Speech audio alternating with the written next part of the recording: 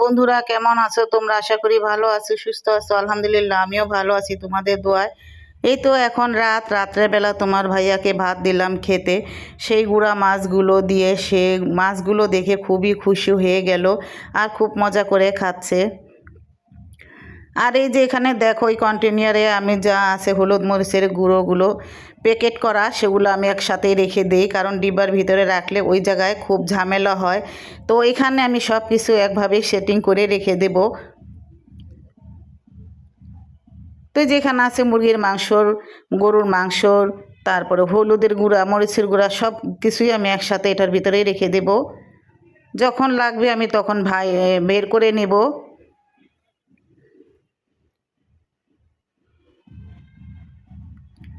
তো পাশের বাড়িতে বিয়া, এই বিয়ার জন্য আমি অনেক দূরে চলে আসলাম ভয়েস দিতে। আর আজকে তো মনে করো ভিডিও করেছি, ভিডিওর সাথে কথা বলতে মনে ছিল না, কারণ চারো সাইডে শব্দ ছিল, এই জন্য করি নাই। বলছিলাম যে রাত্রেবেলা দিব ভয়েস দিয়ে, তো রাত্রেবেলা যে আবার অনুষ্ঠান আরম্ভ হয়ে যাবে আমি জানি নাই।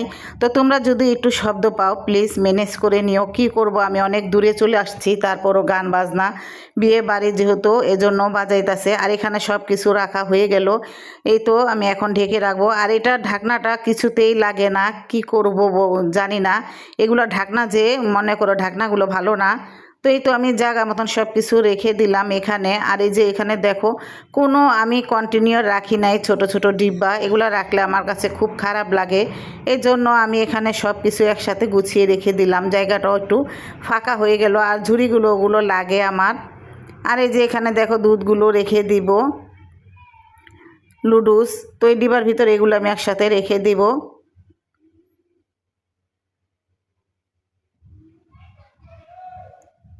তো সকালে উঠে আমি কুটি কাটি কাজগুলো করে নিলাম। আর এখানে যে বাচ্চাদের জন্য লুডুস রান্না করা হচ্ছে, ওরা লুডুস খাবে নাস্তা। আর এই যে এখানে আয়েশা চা বেড়ে নিচ্ছে আমাদের জন্য নাস্তা খাবো বলে। এই তো এখন বিকালবেলা বের হয়ে গেলাম দুই বোনকে নিয়ে, ওরা কাশফুলে যাবে, তো ওদের কাশফুলে নিয়ে গেলাম।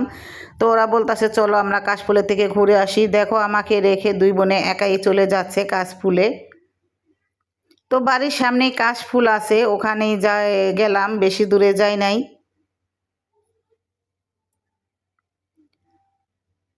তো ওরা দুই বোন হাত ধরে হাঁটতেছে, আমি পিছ থেকে ভিডিও করতেছি। কি করব, আমার হাত তো আর ওরা লাগুর পাবে না, ওদের নিজের মতন নিজেরাই হাঁটতেছে। আর বাচ্চা একটা দেখছে, এটা দেখে দাঁড়ায় গেল।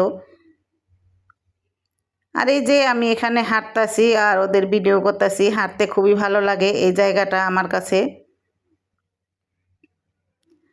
তো এই যে এখানে আমি একটু ভিডিওর মাঝে আসলাম। দেখো এই যে আমাদের বাড়ির নিচে এই বিয়েটা, এখন রাত্রেবেলা এমন শব্দ গান, কি করব, আমি অন্য বাড়িতে চলে যাচ্ছি এই দিতে ভয়েস দিতে।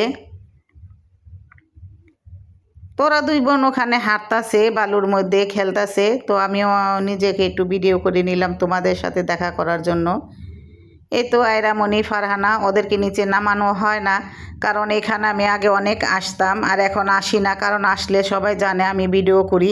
তো ওরা আমাকে জিজ্ঞাসা করে, এটা জিজ্ঞাসা করে, ওইটা জিজ্ঞাসা করে। তো এখানে নিচে আসা হয় না বেশি। আর আজকে দেখি কোনো মানুষই নাই, তো আমরা তিনজনে মিলে ঘুরতে আসলাম এখানে।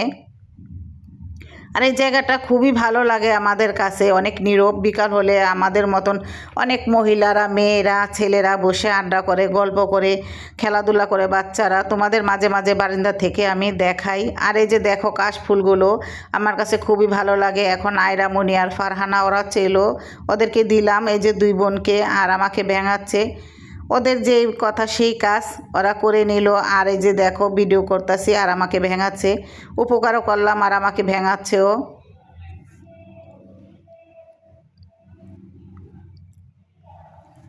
তো আমি জানি না আমার ভিডিওটা কি হবে আজকে, আল্লাহ জানে। এই গানের শব্দ উঠে গে না, বুঝতে পারছি না। তারপরও কি করব, ভিডিও তো ছাড়তেই হবে। এখানে বসে বসে আমিও একটু ভিডিও করে নিলাম ওদের সাথে। আর এই যেখানে দেখো সবুজ গাছগুলো দেখে আমার কাছে খুব ভালো লাগলো, আমি একটু ধরে আমার নিজেকে উপভোগ করে নিচ্ছি। সবুজ গাছ ধরলে আমার কাছে খুব ভালো লাগে। তো কি করব, এখন বিকাল, আমাদের ঘোরাফেরা শেষ, চলে যাব। ওদেরকে বলতাছি চলো আমরা চলে যাই, গ্রামটা আমাদের ঘোরা হয়ে গেল, এখন বাসা যেয়ে নাস্তা বানাবো।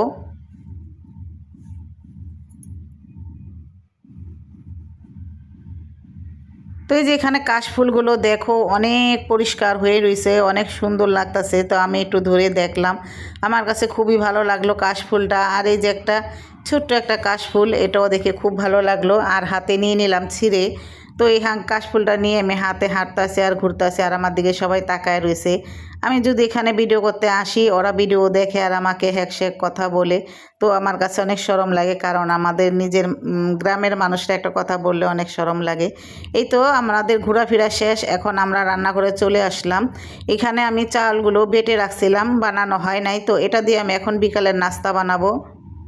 তো এই যেখানে আছে মাংস, আমি লবণ, হলুদ, মরিচ আর আদা রসুন দিয়ে রয়েছি, মাংসটা মাখায় আমি ভেজে নিব নাস্তাটা বানানোর জন্য। তো এই যেখানে আমি তেলের ভিতরে দিয়ে দিলাম মাংস, সব কিছু মাখিয়ে ভাজার জন্য।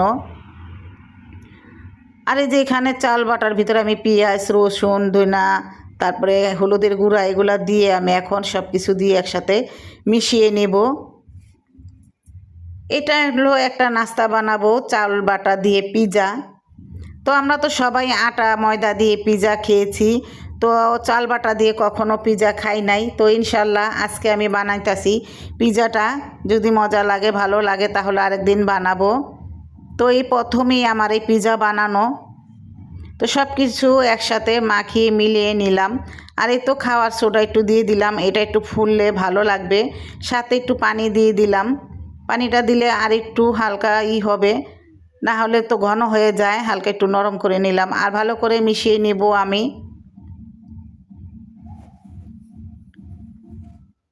তো এই তো এখানে আমার মাংসগুলো ভাজা হয়ে গেছে, এখন আমি নেমে ফেলবো। আর আমার ভিডিওতে যদি কোনো ভুল ত্রুটি হয়ে থাকে ক্ষমা দৃষ্টিতে দেখবা প্লিজ। আমার ভিডিওতে যারা আপুরা ভাইয়ারা দিদি ভাইয়ারা লাইক কমেন্ট করে দেখতাছো আর নতুন নতুন ভালোবাসা দাও, সুন্দর সুন্দর কমেন্ট করো, তোমাদেরকে অনেক অনেক ভালোবাসা দোয়া রইল তোমাদের জন্য। আর এখানে আমি তেলের ভিতরে ঢেলে দিলাম চালের গুঁড়িগুলো মিশানো, আর যেখানে মাংসগুলো এখন দিয়ে দিব পিৎজা বানানোর জন্য, সুন্দর করে সাজিয়ে নিব। আর এই যেখানে আমি 2টা মরিচ আগে তেলে ভেজে রাখছি, আমি এটাকে এখন গুঁড়া করে ওটার ভিতরে দিয়ে দিব।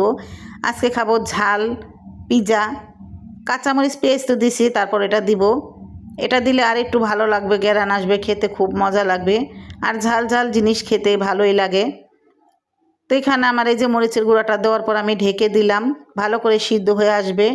আর এই যে দেখো কি সুন্দর কালার হয়েছে, মাশাল্লাহ, দেখতে কত ভালো লাগতেছে চালের গুঁড়ির পিৎজা। আর এটা হলো সিদ্ধ হওয়ার পর উপরে উঠেছে, কারণ চালের গুঁড়ি এরকমই হয়, এটা কাঁচা না, পুরা সিদ্ধ হয়ে গেছে। আর আমার তো দেখে খুবই লোভ লাগতেছে খাওয়ার জন্য, তোমরাও বলবা যে কীরকম হয়েছে। তো আমি ঢেকে দিলাম ভালো করে, হওয়ার পর এই তো হয়ে গেল।